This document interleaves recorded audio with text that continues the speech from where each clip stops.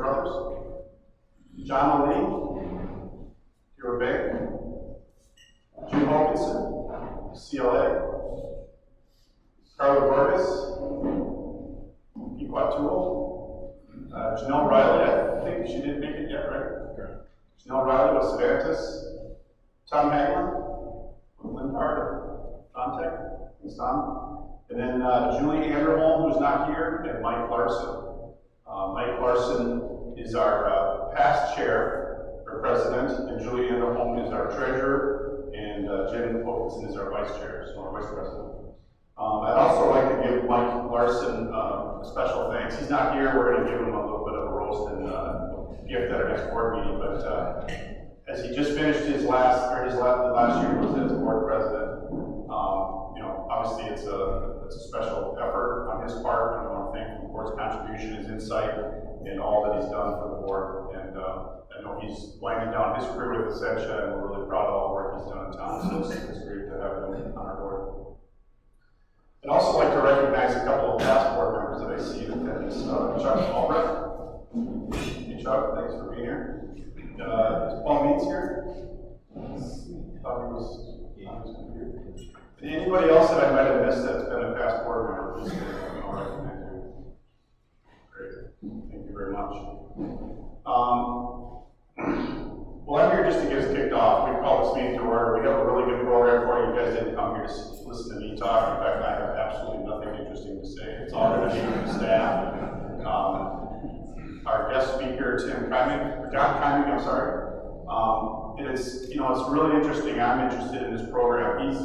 He's with the Family Business Center at St. Thomas. I'm not going to do the introduction because I'll wreck it. We'll let Tyler do that. But this concept of family business and the success and the planning of family businesses is certainly near and dear to me, but it's also the engine I know that drives many of the businesses here locally in town.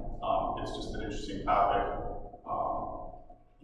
I work for a business that was founded by an individual in his garage and succeeded onto second and third generation operations. So I know what a well-supported family business can do for a local economy, and I'm really excited to hear about it. So with that, I'm going to turn it over to Tyler, and we'll get the program started. Thanks, everyone.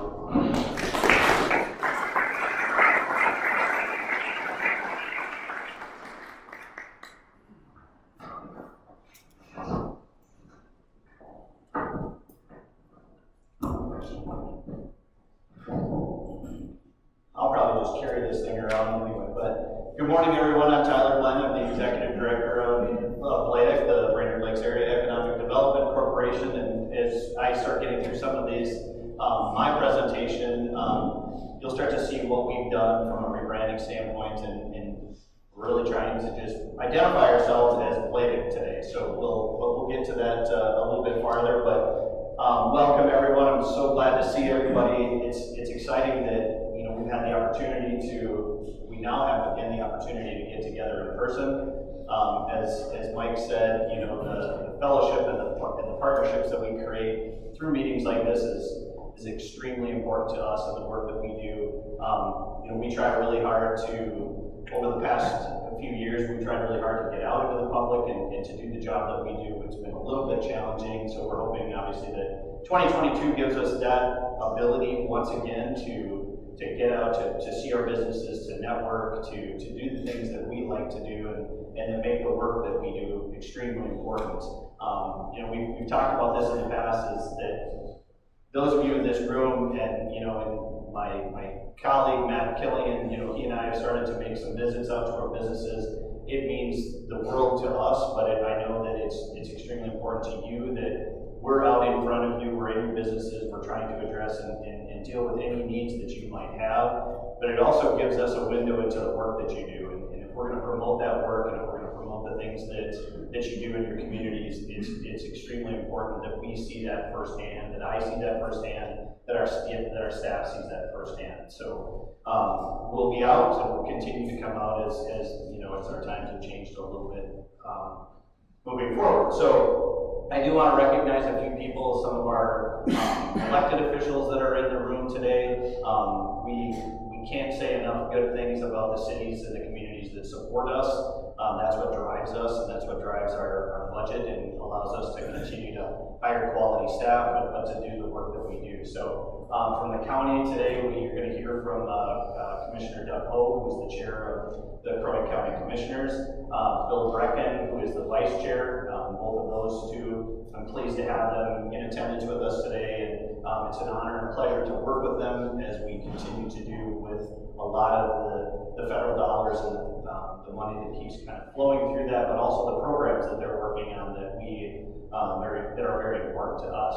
I have and I know I can see him back there, the Honorable Mayor, Gary Olson from Baxter is in attendance today. We have Zach Tabbitt, who is a Baxter City Council member in attendance today. We have Louis Crombie. Louis is a representative of Representative Stauber. He's in attendance today, which is great. Louis has an office here in Brainerd, so if you ever have any issues that you want to address with him or Representative Stauber, make sure you go and talk to Louis. I also wanted to recognize David Heyer. David is in the back there right behind Louis. David is our representative from DEED, so the Minnesota Department of Employment and Economic Development. Thank you, David, for making the trip up today. It's great to have you. So as we move on, next I would like to thank Mike Dillon, our board president, for the introduction today, and thank our other board members that are here. We couldn't do what we do without their support and their guidance, so it's extremely important that we have a great working relationship, which we do, and so I want to thank them for their support.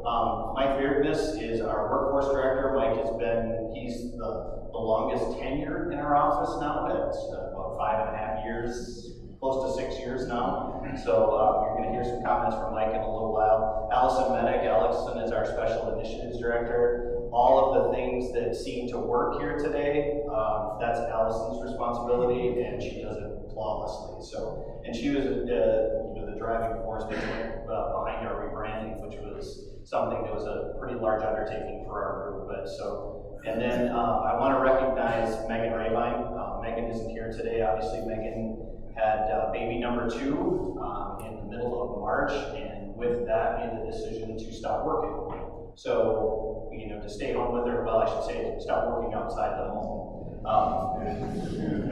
So I think the work is ramped up significantly in the world now with a new baby at home. But Megan was with us for 8.5 years. I know the majority of the people in this room know Megan, know the work that she did. It was a tough loss for us for obvious reasons, because the institutional knowledge that Megan carried around was incredible, and so it's a tough loss. But she always says she's just a phone call away, and I think we've already stumbled a couple times and had to call her. So, but it's been great. It was great to have her with us for as long as she was, and we certainly value the work that she did. So, so with that, a couple of things that I want to touch on today, and I don't want to take up a lot of time. And we went through a strategic planning session this year, and Pam Finch with Red Ribbon Consulting is here, and she guided us through this process. And one of the things that she said in our 4-hour session was what? Tyler doesn't get to talk. You've got to be quiet for 4 hours. That's really hard to do. But the process was that we wanted to make sure that the board engaged and the board got involved in how we were going to guide our organization in the near term and in the far term. We hadn't done a strategic planning session in over 10 years, so it was extremely important for us to have that time with our board, and for our board to be able to guide guide us and push us in the direction that they wanted to see us go. Part of it is I think she knew I'd keep answering questions, and she didn't want me to do that. So, but we got through it, and she says that normally this is a couple-day process for an organization like ours. The quality of our work, we got it done in 4 hours. So, and we're very pleased with the process that we have. I'm excited for what we've got and the things that the plan that we've laid out. So, hopefully we'll keep moving forward with that. A couple of the things that we're working on right now, and the primary focus of our organization is to grow and expand business in Crow Wing County. Growing and expanding business in Crow Wing County, for all of you in this room understand right now, is pretty difficult. And it's not difficult from a standpoint of the work that's out there. There's plenty of work out there, but it is three things. We have an employee shortage, we have a housing shortage, and we have a child care shortage. So all three of those things, when you're trying to hire staff, when you're trying to bring in manufacturing employees, when you're trying to hire people at the school district, all of those places, it's difficult to do that because there are a lot of great job opportunities out there, getting quality people to come. They want to come here, but they also want to look and say, wow, I can buy that house, or, you know, if I take this job, we have slots for our children to go into childcare, into a daycare center. As of the work that we did that was led by Mike, that we did in 2021, is we went out and we put together a child care survey. We did the work behind this, and we identified that this county alone is 1,200 slots short. 1,200. That's just in this county. The state of Minnesota, the last information I have is 83,000. It's a tough job to be a daycare provider. The in-home folks, they work really hard. They limited resources, and they're taking on more kids than they want to, but they're doing some great things. But with the help of the county and the American Rescue Plan dollars, we administered a child care assistance grant, and we got over $800,000 out to our child care providers in Crow Wing County. And with that, we're expecting to have 200 new slots created. Now 200 in comparison, obviously 1,200, but 200 we're making a dent. And that's the things that we have to keep working on. We understand the numbers. The people, the county leadership understands the numbers as well. Getting this money out there is extremely important. There's a housing trust fund that the HRA in Crow Wing County is working on right now, trying to address some of the housing shortages. So there's a lot of things that are being worked on that we're very, very involved with, but that's what drives our business. So if we can't be involved in those things, helping our businesses grow and expand is really a tough uphill battle. But this stuff is important to us, and we understand it, and we're working very hard on it, and we'll continue to work very hard on it. And as we move into those types of arenas, you know, we'll continue to make inroads, we'll continue to make connections, we'll continue to do the things that we need to do to make sure that stays at the forefront of the work that we do. One of the last things that I want to mention before I turn this over is that one of the things that is also important to us is that we continue our work supporting our youth entrepreneur program. There's a youth entrepreneur program that exists at Brainerd High School. What it does is this class allows student groups to create companies from start to finish, develop marketing plans, sales teams, manage logistics. We started this, I think, 4 years ago with some funding, some seed funding from CTC and Klaus Damping, along with BLAEDC, and we put some money into a fund to be able to fund these companies. And what happens is that it's a program that's led by Landon Brainerd at the Brainerd High School. These students are creating teams, and they're creating their own companies. We go in, our staff, along with some business leaders, and we create what's basically a Shark Tank type environment for them. And by creating this, these students have to pitch their ideas to us. They have to pitch it to the rest of the class, and in some instances, they've needed funding. And so with this fund that we have created, we are able to fund them, be able for them to purchase the materials that they need, the resources that they have to make their companies work.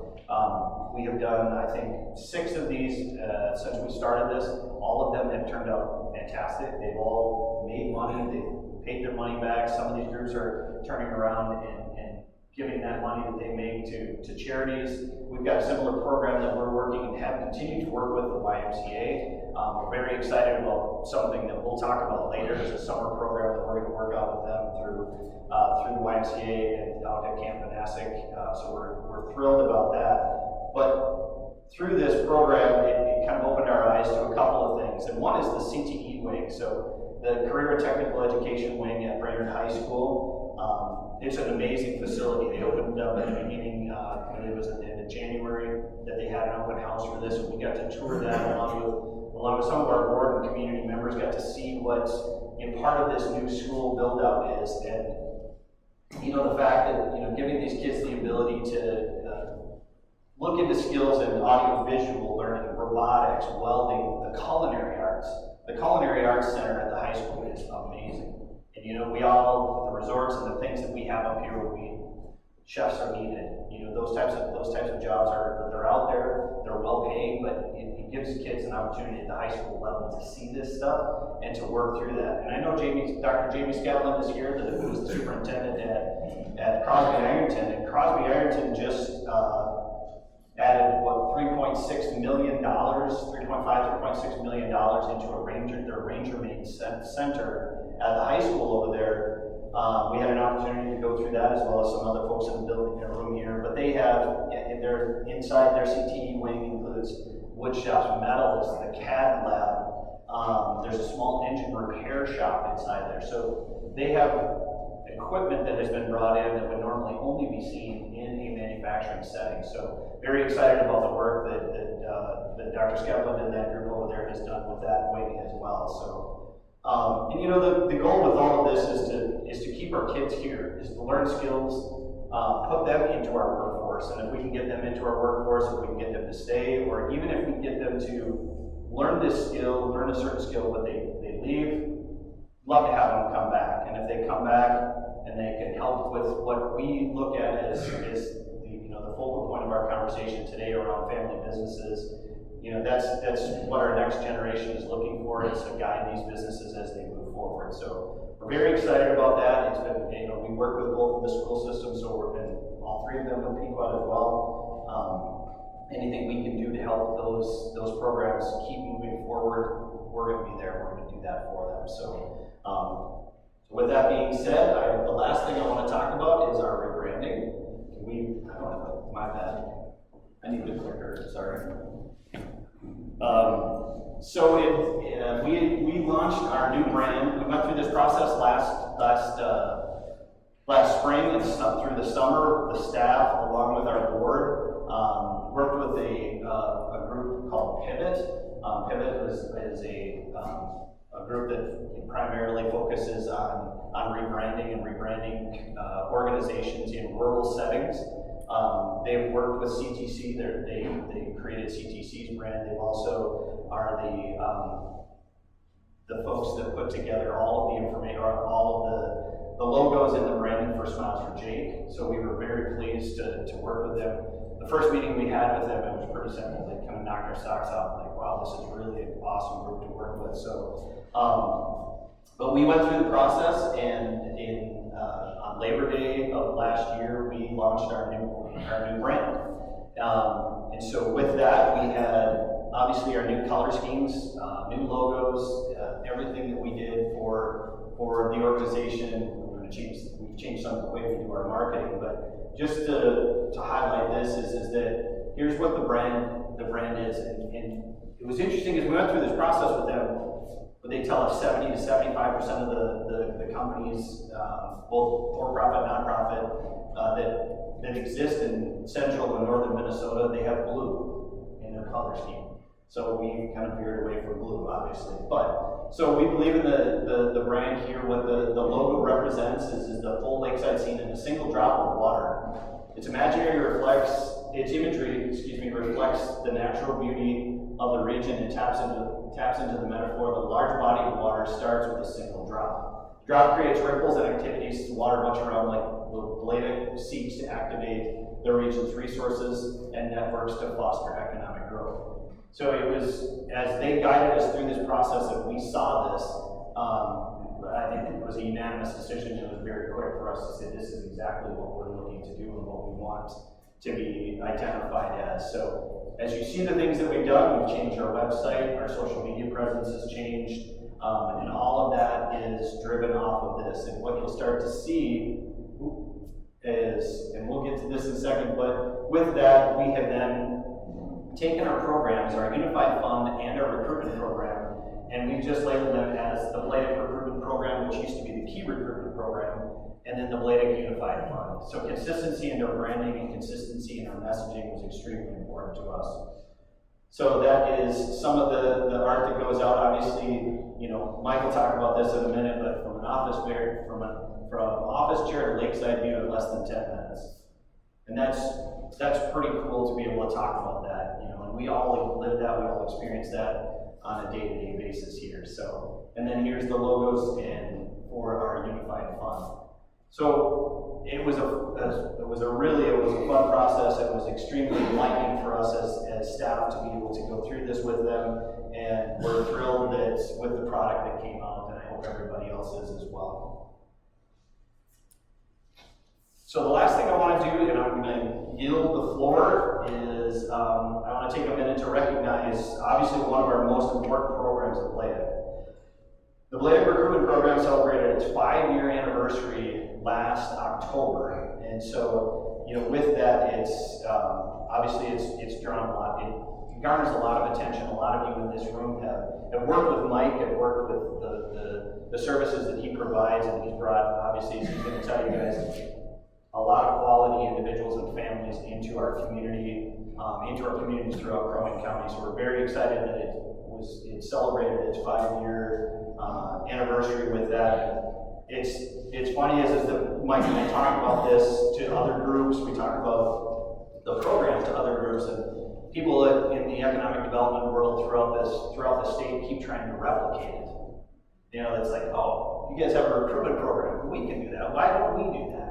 We want to attract people into our communities. We want to do these things, and then they realize they kind of get into the weeds with it, and they understand that it's a very difficult thing to do. So it's not easy to recruit people. It's not easy to you know, kind of mine through resumes and conduct all of these interviews.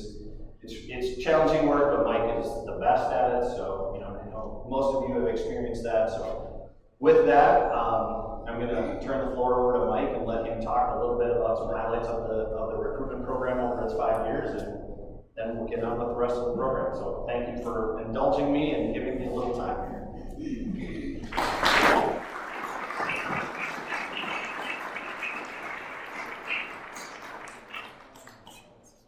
Thanks, Tyler.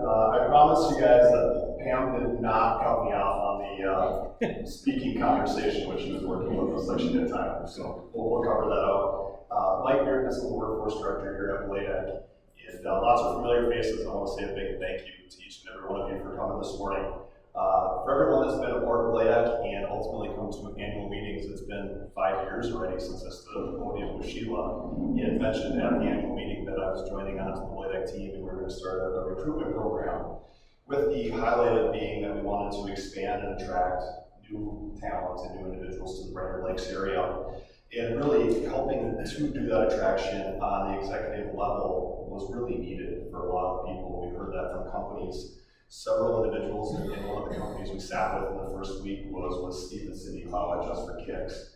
And Steve said to us very bluntly, he said, I bought a loft in downtown Minneapolis, and I'm putting graphic designers there because I'm not being successful bringing them to Brainerd.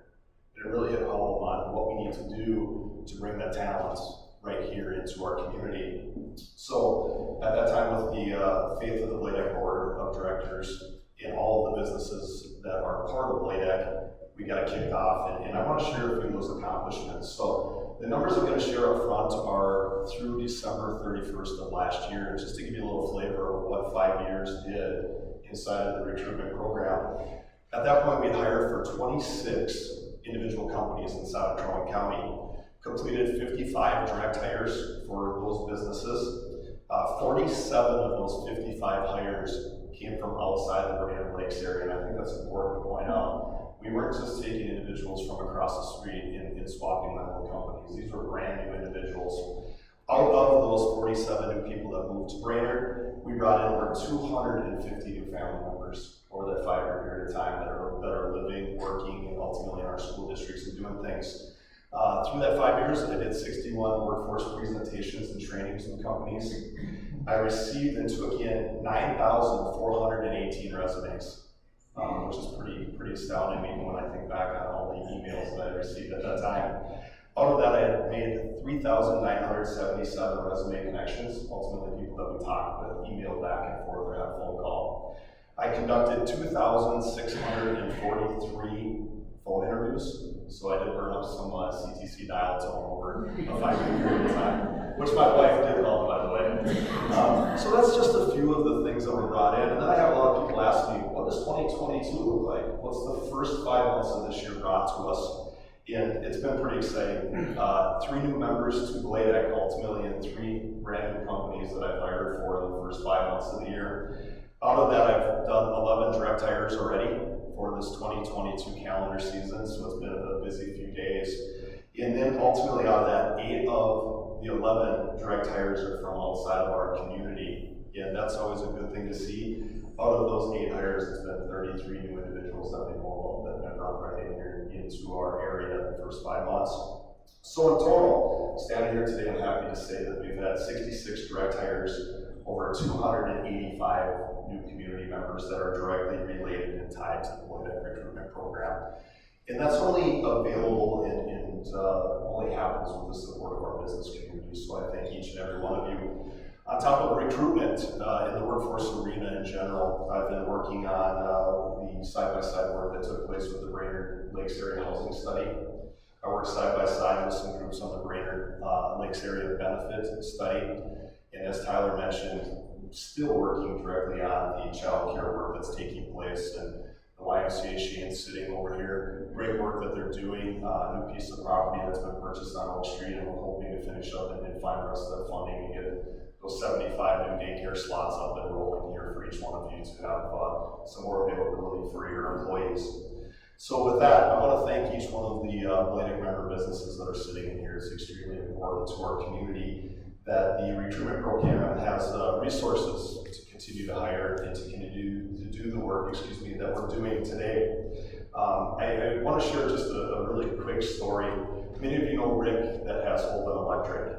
Rick contacted me at the beginning of the year and he said, Mike, I need some help hiring a controller. I've been struggling, I've been looking. I had not one, but 2 different business community members tell me to give you a phone call. We went through the process, and I did hire an individual by the name of Todd to move up here from the metro area. He and his wife have a couple of children, and he got going with Rick. And Rick called me just a week ago, and he said, Mike, I want some more help. He said, if you build your house, I can turn around and you can get your own permit, and you can wire it. But I will hire it better and do a better job than you will. And he said, I'm now feeling that way about recruitment. He said, your job is to recruit, and you'll do it better than I do. So I appreciated the kind words that he gave to me. And I just want to close out with saying, if anyone needs some help, if you're struggling to find some high-level talent, let me know. Let's have a cup of coffee, let's sit down and figure it out, and make sure we continue to expand and grow businesses in the Brainerd Lakes community. It really, truly is the best place to live. With that, I'm going to turn it back over to Tyler.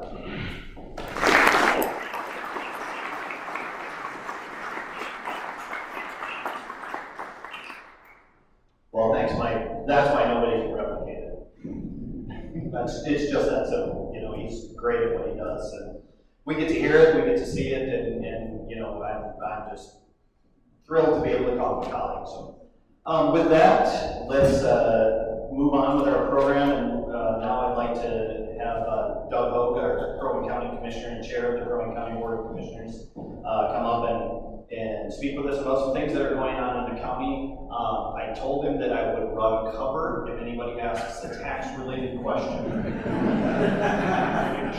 He asked last Friday. He and I and Bill were having lunch, and he asked for bulletproof glass up here, but I said we can figure that one out. But Doug represents District 5, which covers the Crosby area. He's been with the commission for how many years now? 15 years as the Crow Wing County Commissioner, which is a good run, and I'm thrilled with the work that these guys do, and really pleased to have Bill here with us as well. But I'm really pleased to have Doug spend a few minutes talking about things that are going on in Crow Wing County right now, as it's very important to all of us. So with that, here you go, Doug.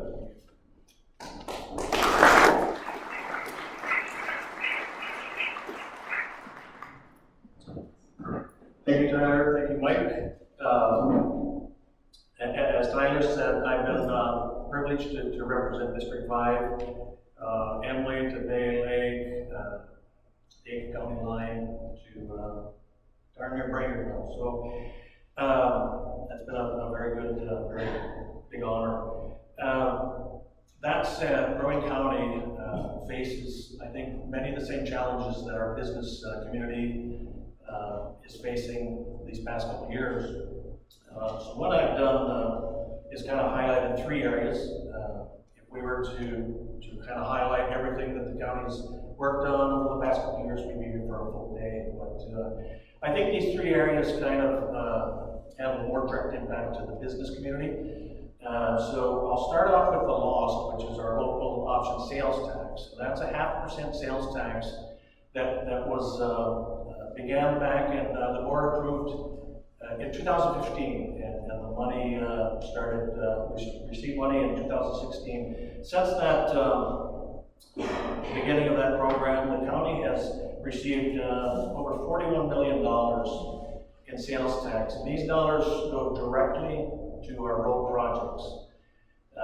So just last year alone, $8.6 million was collected and lost. So if we hadn't had that, obviously our road conditions would be less than acceptable in certain areas.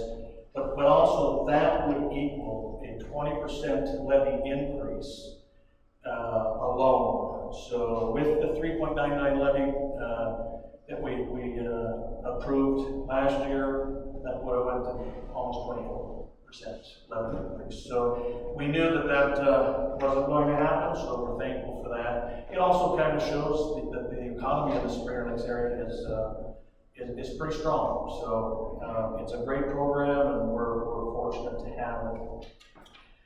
The next area is the ARPA, and Tyler kind of hit on that a little bit, the American Rescue Plan. The county again received $12.5 million, and Commissioner Bracken and myself were selected for the subcommittee to figure out how we're gonna spend that money. And I thought, boy, that's gonna be a quick meeting because I can spend $12 million pretty quick. But as we got into that, it was very obvious that there's still some struggling businesses, and it was a challenge to try, and again, thanks for the help with Tyler and his team. We were able to we injected $800,000 into the daycare, which is, as Tyler suggested, created 200 new slots. We also injected $230,000 into our local sanitary sewer districts, which are running on a shoestring budget. So that was very helpful to them. $2.5 million for broadband, which again, as we learned, people moving to our area and not realizing that the broadband coverage is less than acceptable. We've again worked hard with the providers and have hopefully helped some of that. We know we got a long way to go. I believe one of the numbers that was thrown at us was about $17 million needed to kind of go from the boundaries of Rowan County. So at least we're getting something started, and hopefully it'll help. And what else do we have? $2.3 million also went to projects. $1 million of that, the state required us to build up one of the judicial the courtrooms. And we had the option of including that in our levy dollars, or we could use these ARPA funds, so we chose to do that. And again, that was in the attempt to keep our levies down. So we know these are still some trying times. This would be the time you want to throw something at me, go ahead. But we have recognized some of the recent impacts to people, and we're doing our very best. This year, going against my normal thought on budget, typically I like to hear from our department heads of what the needs are, and then kind of whittle through the numbers and figure out what our levy's going to be. But this year, we did something that used to be done in the past, and I didn't agree with, but we have put a number out there and said, now you people need to, and our staff has been outstanding to work with us on that. And so 2.99 is the number, and again, that's an attempt to keep our spending down. And so we recognize some of the challenges yet. I'm going to, we also out of the ARP funds, we did hire additional staff in our community services that are focused on some of the mental health issues that we know are out there today, and that's going to be a great program, and we'll follow that through.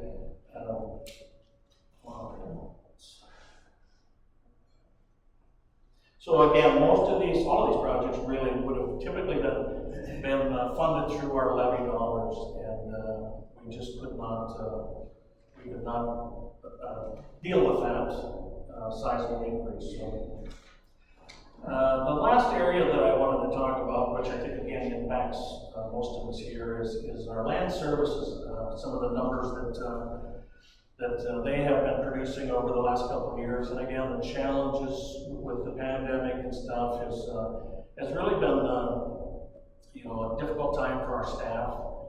But they have adjusted, and they're doing excellent work, and we're super proud of the work they've done. Some of the numbers, 1,274 permits, building permits, were issued in 2021. That's a 10% increase over 2020. So that does tell us that there's still a lot of construction going on out there, which is good, but we obviously need more, as we've learned with the housing studies. So we're engaged with that. Matter of fact, there's a meeting next week that we're gonna discuss some of the options for housing. E911 signs, 549 were issued, 44% increase over 2020. So these are all, and this is at the same staff level that we've had. So it's some pretty amazing numbers. Nearly 500 short-term rentals. We all know that those have popped up here over the last couple of years. We've got about 400 of those licensed, and we're continuing to work with the others to get them in compliance. A lot of that is an attempt to not only enforce, but to make sure that their septics and other things are to the level that they need to be to protect our lakes and our environment. So that's it. 1,048 septic inspections last year, with a 92% pass rate, if you will. 8% we found were in need of repair or replacement. That doesn't sound like a lot, but it is a definite environmental impact that we're hoping to avoid. 55,327 inspections at our boat landings.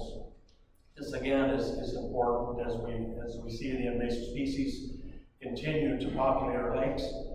That took 18,239 hours of inspections at 48 of our landings, boat landings in the county. So that again is a program we've been engaged in, and we recognize the importance of keeping our lakes, quality of our lakes. We also, over the last couple of years, we've really engaged in our county parks, and we've got 5 currently. Most of you are probably familiar with either the Milford Mine or the fire tower. So we're seeing 1,100 vehicles a day visit our 5 parks. So we know that they're drawing people to our communities, and it's up to us to maintain those and keep them in good condition. 1,831 homestead applications. There again, we recognized people are starting to either retire here, move up, or move their business up to our county. And that again falls back to some of the needs, the broadband, and things like that. And I can't tell you how many calls we received after they realized they purchased a home and moving their office up and don't have broadband. So we're on top of that, and hopefully we'll have that solved over the next couple of years. That was the, I don't have numbers, but 1,580 the year prior, so it was quite an increase. Here's a fun fact: 52,731 tons of garbage went into our landfill. And if you were one of those that waited in line for about a city block during the pandemic shutdown, people were cleaning their basements, garages, and whatnot. They were very busy out there. So, but again, the staff dealt with it, handled it all, and it's a great operation out there. So 993,000, just under $1 million, and that's an average. Most years that we receive through our timber harvest, we manage 105,000 acres, 72 of productive forest, 72,000. So those monies help us again maintain the parks, pay some wages, support equipment, things like that. 2.7 million in tax forfeit property that we sold last year. Compared to 2 million the year prior, so almost $1 million more in sales of tax forfeit property. Again, these go to staff wages and other cost-related items. $1 million of those dollars were spread out to our school districts, our cities, our townships, and such. So. And again, I went fast, but again, thank you. When we're on, if anybody has any more questions of us, we can answer in more detail, but I didn't want to get too far down in the weeds on things. But with that, thank you, and appreciate it.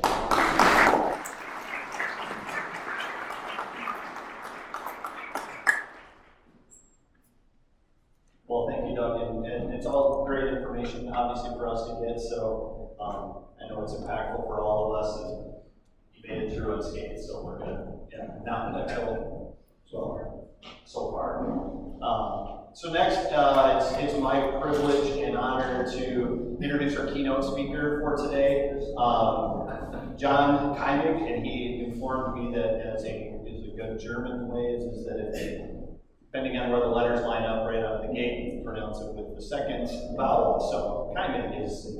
So Jon is the director of the Family Business Center at the University of St. Thomas, and I heard Jon speak earlier in the year and found the information that he was providing just thought it would be extremely impactful for our audience here today. And he's going to give us some information around their center and the way that their Family Business Center works. It's a nationally recognized source of research, education, and outreach. With the primary goal is to help family businesses grow and thrive. So with that, everyone can give a warm welcome to Jon Keimig.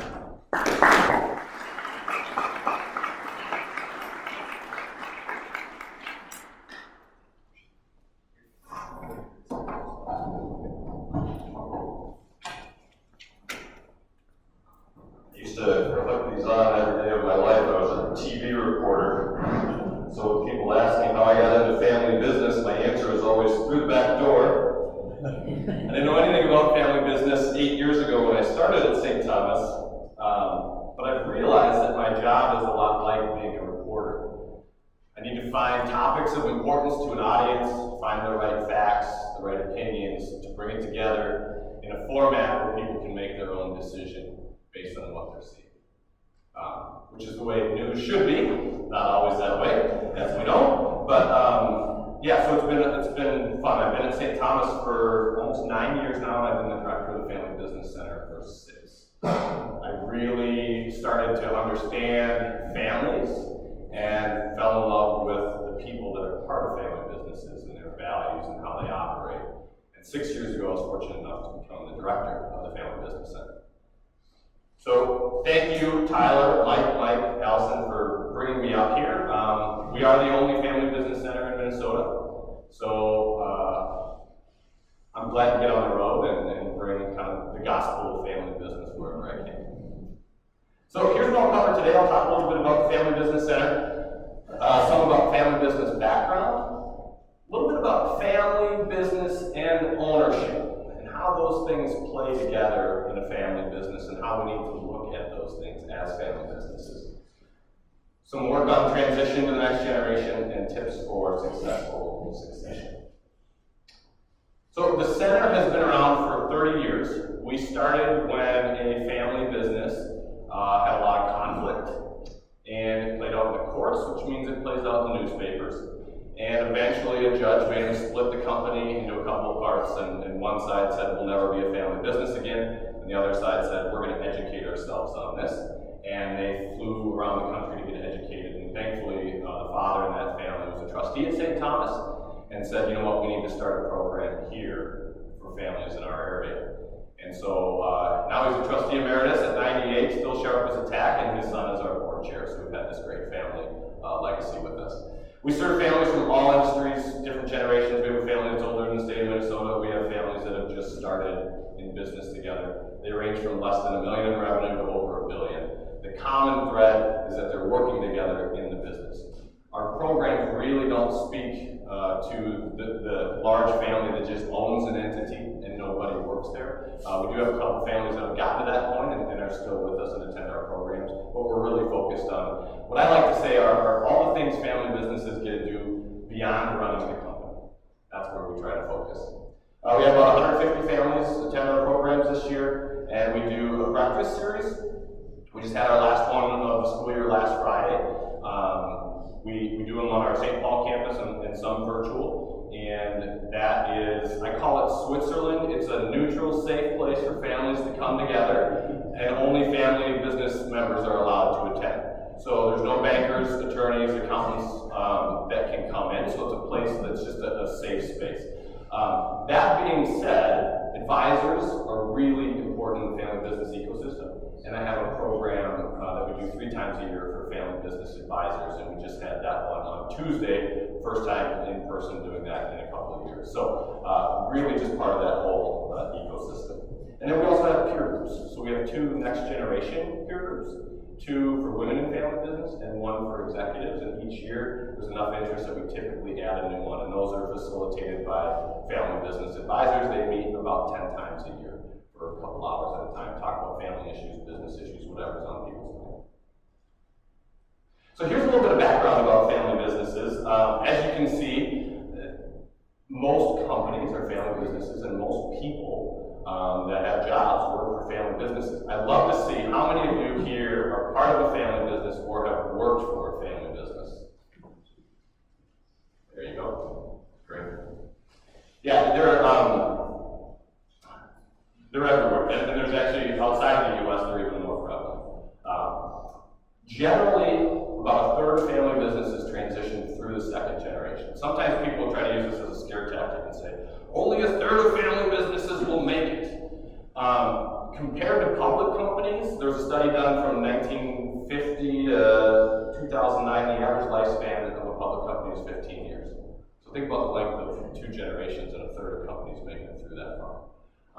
Family businesses last longer, and my hope is that our program can help families figure out some of the intricacies of that and bring it even a further generation if that's what they'd like. The reason family businesses go away, sometimes it's the sale of the business, loss of family interest, unpredictable challenges, changes in the industry, succession problems, family conflict, and issues around retirement and finances with that. The good news is 90% of family businesses that adequately prepare make it to the next generation. So the numbers are really good when families are having the right conversations within the family, within the business, within the ownership to get things through to the next generation. And this is always, the transition you don't want. For those of you in the back, it says, eventually, son, you'll be in charge of all this. Assuming, of course, that I can't come up with a better alternative.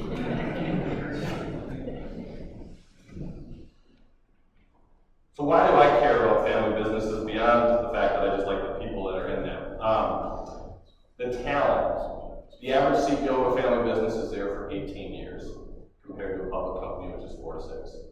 Think about the turnover that happens when a CEO leaves. You hear it when Target brought their new CEO, and within a year, there's a whole new C-suite, and how that pushes down to the organization and all the people that turn over. You don't see that in family business as much. And when you can successfully transition to that next generation, if that's your goal, and the values are the same and the understandings are the same, then that transition is even smoother.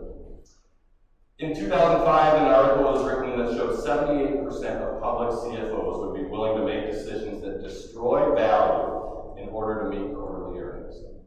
Family businesses plan for the next generation, not the next quarter.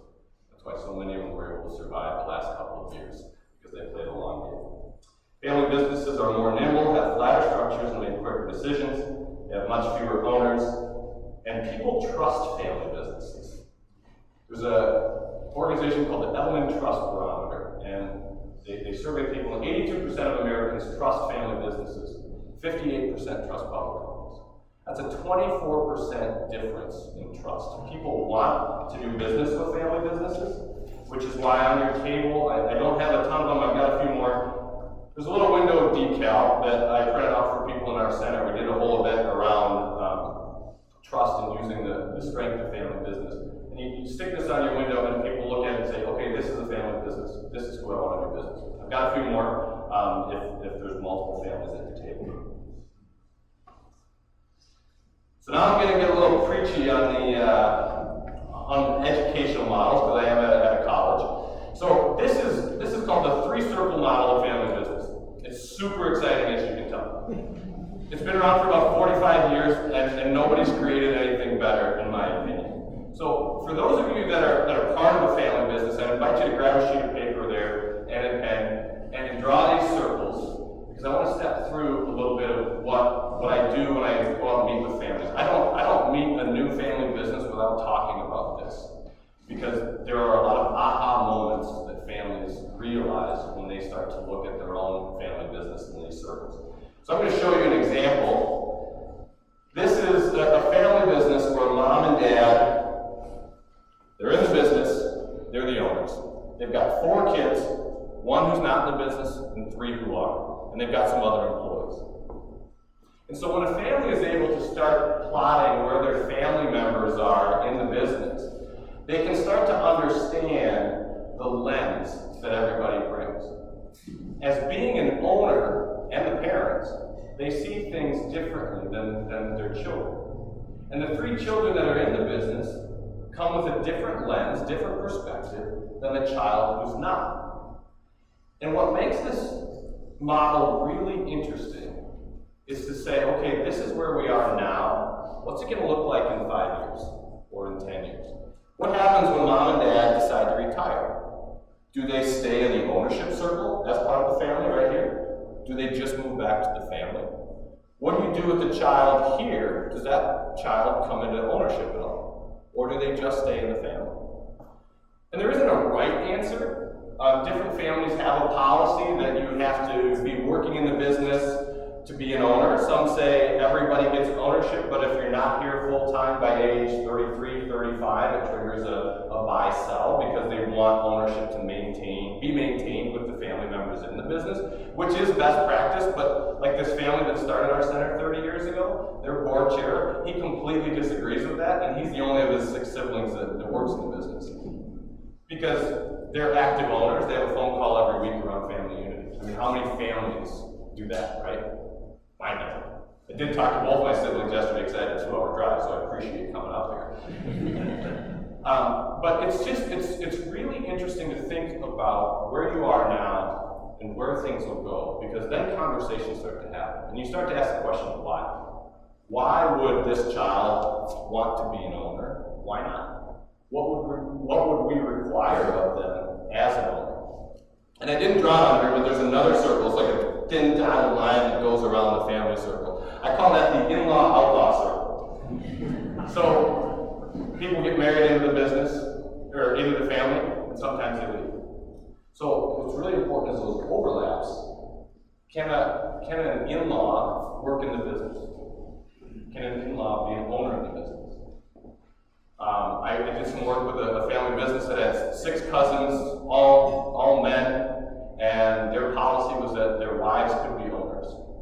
And then they all had however many kids, and over like a 10-year period they talked about it, and they changed their mind and said future spouses, boy or girl, cannot be owners. Because we assume, unfortunately, that they won't all maintain a role in the family, but could have ownership, and we don't want that. So their job is to raise future owners. They will benefit from being married into this family, but they can't actually own part of the company. So that's just one family's way of doing it, but I always just want to bring that up because it's a question that a lot of families have. So when we look at those circles, there's transitions in each of them. And I think it's really important on the business side to talk with the next generation and be clear about the business. Have them understand who the key customers are. Why you've grown the way you have, what your strategic plan is. Work on that strategic plan with the generations so they know what they're stepping into. So what you don't want is the next generation family member to come in thinking that this is going to be a great opportunity, and they're 30-some years old and realize, all right, I just got to wait this out another 30 years. Because that's not good for anybody involved.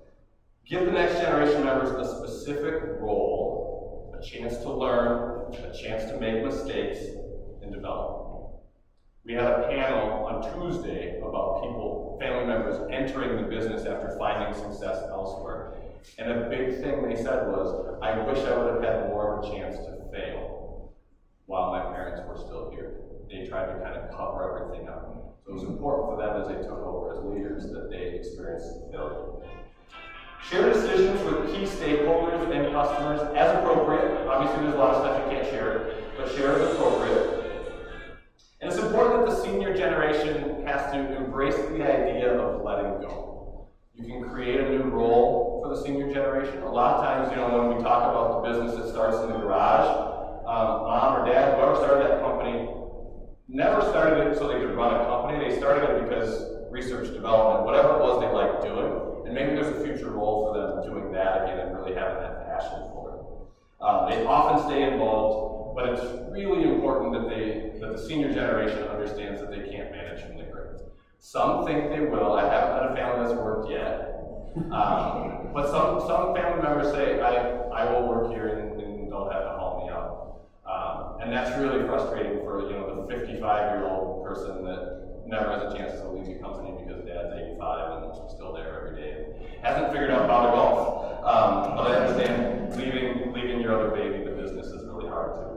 And I think the important thing too for family members to understand is that the relationship over time changes from parent-child to adult-adult. So to approach things that way, you hear families all the time, nobody in our program calls mom and dad, it's always Jim and Kathy or whatever. But so you start to see that, but it really becomes this thing where you have to let go of what happened when they were 6 years old and start to understand that this is an adult now, and we need to engage that way. So the family circle also has transition over time, and even a transition of leadership. We have a term that every family business has a CEO, who's the chief emotional officer. Very often it's a female, because females are typically better at this stuff, I will admit that. Or maybe a middle child, because nobody listens to them at home. But it's really important that families have this person. It's usually the spouse of the founder, and the kids go to that person and complain about dad.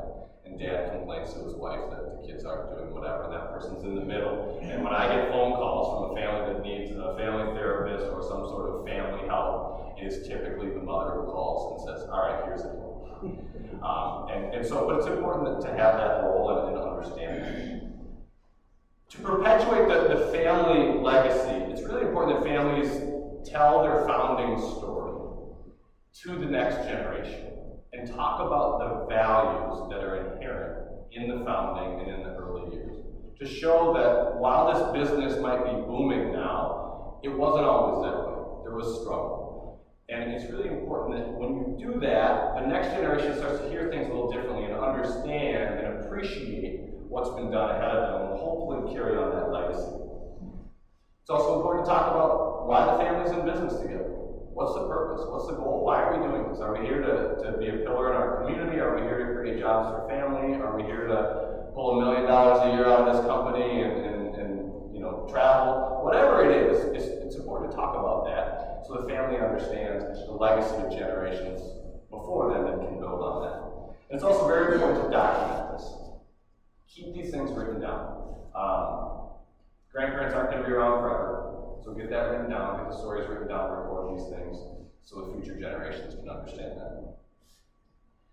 And then the ownership circle. This is what families don't talk about much, which is why I like that three-circle model, is that it pulls in the ownership. We often think about family and business and the pull between the two, but ownership is a whole different beast. There was a study done about interviewing family businesses that failed to transition well. And they interviewed the next generation members and asked them, why didn't this work? And the number one reason they gave was that mom and dad were not ready financially to retire from the business. I talk with financial advisors and I say, what's the biggest issue facing family businesses? And that's what they say. All the assets are tied up in the business. They've remortgaged their home multiple times, and then they've never fed their 401k. And so what happens is they say, okay, I'm going to step down, but I need my salary for the next 5 years, which can be a real burden on a smaller family business. Now, I do take that survey with a grain of salt, though, because they only interviewed the next generation members, and I'm sure there's not a lot of them that said, yeah, it was my leadership. But it is important that we finance the exit and talk through that and make sure that mom and dad can maintain the lifestyle that they're expecting and how to work with the ownership side of that. Families need to talk about what I mentioned earlier. Do you have to be an employee to be an owner? What's a buy-sell look like? Do we gift this? Do we purchase it? Owners decide what industry to be in, what sort of risk they want to take, what sort of expected returns they want to have. So these are all ownership conversations that need to happen across generations. So people are prepared to be active and educated owners. And this one is really important to document. These things, work with an attorney, work with your family, just type it out. Some families have what they call a constitution. Type it out, talk about it, have everybody sign it. At least 10, 15 years from now, when somebody says this is so unfair, you say, your signature's on there, we talk about this. You can change stuff over time, but if you can get out ahead of conflict, that's the ideal situation. So on your table, I have a sheet of paper called, I don't know what the heck it's called, Successful Conversations for Transition, something like that. Important succession conversation. And there you go, important succession conversation, thank you. There is a list of questions there that we think families should talk about. And so if you're in a family business or if you work with family businesses, please take that list and look at it and understand which conversations need to happen and who needs to be part of those conversations. It's a nice tool to start thinking about these things. What I find with family businesses that come to our programs, two things. I didn't know you existed, I thought I was alone. And two is typically like, my husband and I are thinking about retirement, 3 of our 4 kids work here, I think we're a family business. And what that tells me is that they haven't had any of these conversations. So it's really important to start looking at these things, these issues, and saying, okay, what do we need to talk about? And how do we do it? And sometimes it's very helpful to bring in a third party. So that can be an advisor you work with already, somebody from the community that's trusted in the family, just so not one person is dominating those conversations. We often say it's the CEO, the Chief Emotional Officer, that can run that meeting. What we typically advise is that it's not the other CEO who's in charge of everything else. So we're trying to have these conversations and make it an even playing field. It takes at least 5 years, usually 5 to 10, for a family business to successfully transition. I think it's really important to involve family in those discussions. One of our family businesses, the daughters moved away. At Thanksgiving, Dad was talking about a sale of a company that fell through, and the daughter said, whoa, we didn't know you were selling. And he said to him, well, you guys moved away and got jobs and got married. And they said, well, yeah, but you never asked us to come work for you. And he said, well, you never showed any interest. And so right there, I always tell families, if you're thinking about selling, at least tell your kids you're thinking about selling. So what happens is these 2 daughters move back home to a small town with their husbands, and they're running the company, and it's going gangbusters. There was just a disconnect on the expectation between the generations. And so it's just really important just to keep talking about those things. Have a written plan. Again, talk openly about future plans when you can. Bring that next generation to the big customers and the big clients and introduce them and show that this legacy, this company is going to continue. And get outside help. Our program, I think we do a really nice job of getting people to start talking and creating their foundation, but we don't do advising ourselves. So you need to work with good attorneys, accountants, CPA, that is an accountant, bankers, whoever it is, that can help you do that. So like I said, we're the only family business center in Minnesota, which is great for me, because I got no competition. But what it means is that there's a lot of communities that aren't engaged. So I think what needs to be done is gathering family businesses. It's getting a group of you all to get coffee once in a while. It could be coming to our programs. It could be just talking here afterward and saying, hey, these list of questions, which ones have you done? How did it go? What's worked well? What hasn't? And help families just hold those conversations because they're really important. And especially for, they say entrepreneurship is a lonely space. I think family business leadership is lonelier. So to really break through some of that, and that's why we have our peer groups, so people can just say, okay, I'm not alone in this. I was talking with Mike earlier. I think I can just say the name Mike, and it's somebody in the room, who was working for a family business that sold to another family business. It's really important to highlight those successful transitions. And it doesn't have to be to a next generation. It can be to an ESOP, to whoever it is, but to highlight those transitions, because what we don't want is a family business to just close up shop at the end of the day. We need those jobs. We need these companies in our community. So highlight those. Talk about what has worked well in the communities or in the families and how that's transitioned and show them as an example. I mentioned skilled advisors a couple times. I think what makes a skilled advisor is having up-to-date knowledge in their field, being a clear communicator, someone who knows the family and the business in depth, who knows family and business systems, that can give advice that meet family and business needs.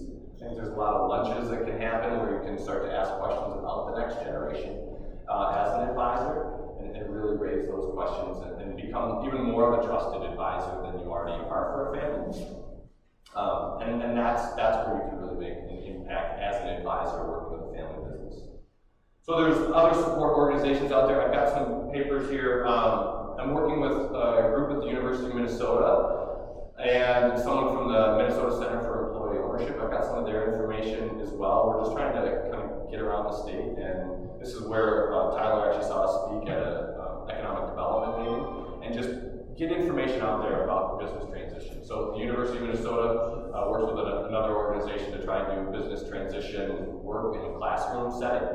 And the Minnesota Center for Employee Opportunity is really trying to help families and private businesses transition to employee ownership. So if you want some of their information, I've got it on the table up here. And then for St. Thomas, would love to have people attend our programs and join a peer group. We've got people that drive a couple hours. I know we're a ways away. I do find the families that drive to our programs from a farther distance, and they tell me this, so I'm not just blowing smoke. They have a family meeting on the way to our event and on the way home. Because what often happens in family businesses is that we spend so much time working in the business and not on the business. So a lot of times our programs help people take that step out and say, okay, these are the things we need to talk about. So once a month, get in the car and have those conversations. We have a database of family business advisors. Minnesota was actually one of the kind of leading states 30 years ago on family business advising. And so we've got a lot of folks that are family therapists and understand the family business ecosystem that can help. We've got this handout that I have for you all, and I'm always happy just to pick up the phone and talk with families about kind of some of the issues that they might be facing. So this is that breakfast series I mentioned. We just finished up this year on Friday, and these are some of the topics we're doing next year. And I want to highlight a couple of them because I heard it talked about earlier with recruitment. Every company's having recruiting issues right now, and so we survey our audience and say, what are the topics you want to learn about next year, and this is what they wanted. And they wanted a lot around employee engagement. So next spring we're doing 2 events around employee engagement. I think the easiest person to recruit is the one that's already there. So how do we understand ourselves and how do we understand others and work with them? So that's as businessy as we get. As you can see from the other stuff, it's really family focused. Fair versus equal is always like the big question. What do we do? You know, my kid's in the business, not in the business. My kid's a CEO. My other kid's cleaning the toilets. Do they all get paid the same? And some families say yes, and other families are smarter than that. So these are the things. We're actually going to do 2 events virtually. So 2 years ago, we did 26 virtual events, and I was just cashed out by the end of that. And last year we did 2 events in person, and then our audience liked the virtual format. So we did 2 in the wintertime that were virtual, and then 3 in person again, and we're doing that format again this year because they did enjoy that. So these are all on Thursday mornings on our St. Paul campus, except for a couple that will be virtual. I haven't figured it all out yet. We'll do the national keynote. We partnered with the Wisconsin Family Business Center and brought in a speaker out of Montreal this last year. And so that's a nice way to engage with and meet people from around both states and talk with them about family business issues. We sell a membership for families. It's $1,250 a year, which covers the whole family at all those events. We don't charge a family the first time they come. And like I said, we've got a couple of virtual events, so if you didn't want to drive in and you wanted to check out a virtual event for free, we'd love to have you. Like I said, I just want to push this information out as best we can to families. And we do record the events for members that can't attend a specific one. That's what I've got. I can now open it up to some questions. If anybody has any questions, and then Tyler cut me off when it's time to cut off. There's 80 of you, somebody's gonna have a question. John, have you seen an increase in the number of families starting this transition process as the baby boomer crowd, which is a large number of business owners have gotten to that retirement stage? Yeah, yes. So the families that attend our programs are usually thinking about a transition in the next handful of years, or have just transitioned and are saying like, okay, how do we do this working together? 150 families is less than 0.1% of family businesses across the state. So my view is pretty narrow of who's coming. But yes, I definitely hear all that there are, and I hear it on the other side too of companies being sold because they're ready to retire. And I think after the last 2 years, we'd all like to retire.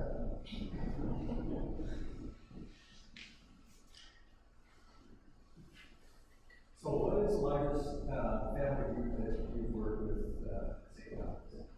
Yeah, so it's an interesting one. There's a couple ways to look at it. So Warner Stallion, big appliance company, they have, I think it's 22 members of their 3rd generation that work there, which is crazy.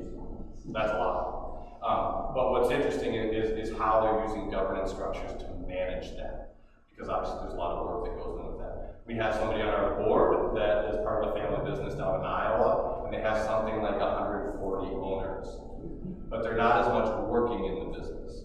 So that's where the difference comes in there. The average family that attends our program that actually shows up, it's interesting. In person, we get about 3 people per family. Virtually, it's about 4. So it's just become an option where more people will attend. But again, we do really small families and some that, and sometimes, a 5th or 6th generation family only has a couple of family members because there was one child or that sibling bought out the other siblings. And so you say 6th generation, wow, how many family members are there? 4. So you see that too. It's just, that's why I don't like to talk too much about just like what generation you are, but it's really the structure of how many people work there and how many people are owners. How many of the family usually show up? It's not all the family. No, it's that 3 to 4. We had one event a couple years ago where like 14 of them showed up, so I like to say that we lost our bacon on that because it cost me more to feed them than they paid me. But we actually have a lot of families where only one person has ever come. And so sometimes it's just, hey, this is something that they like being part of this community and educating themselves. And some family members are hesitant or reluctant to show up.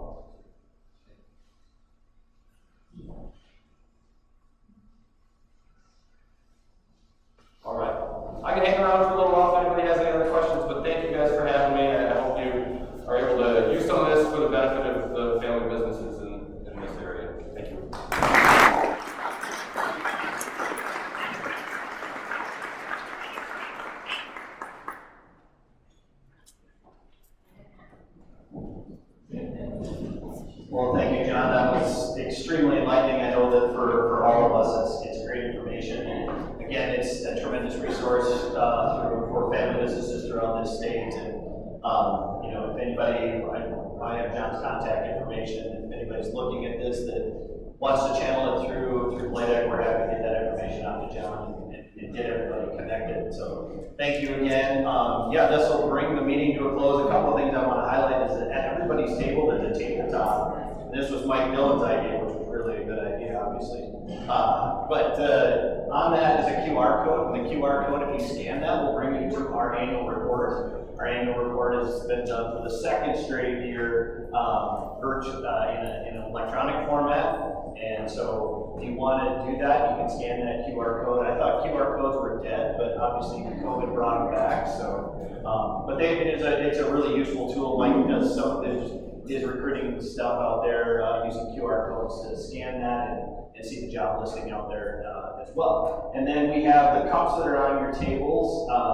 If anybody has poured anything cold in any of those cups, somebody wants to give it a whirl, the cup will turn orange.